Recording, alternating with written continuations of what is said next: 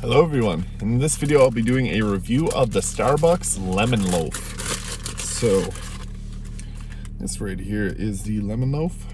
It's got icing on top and it's lemony bread. I feel like it's going to be more like cake.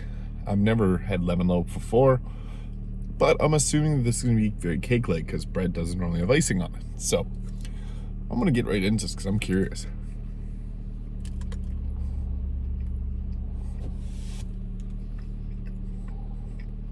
Kind of like a mix between bread and cake. That's interesting.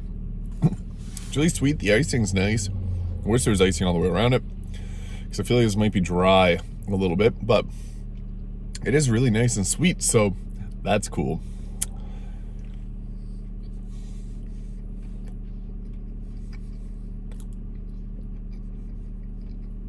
Yeah, it's pretty good. Tastes similar to the lemon cake pop, but the cake pop's a lot sweeter and moister. It is a little bit more dry, but still delicious.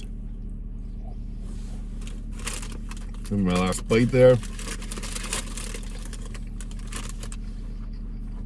That's good though. So, loaf. It's kind of cake-like in taste, but then it also has a bread consistency to it as well, kind of floating in between bread and cake. Normally bread doesn't have icing on it, so I'm going to say this is a cake, and it's a pretty good cake. So if you like lemon or anything like citrusy, you'll probably like this. It's a little bit different than normal bread or normal cake, but it tastes really sweet and nice, so I like it.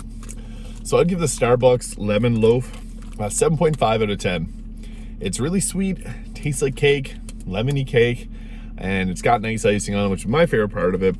It can be a little bit dry, but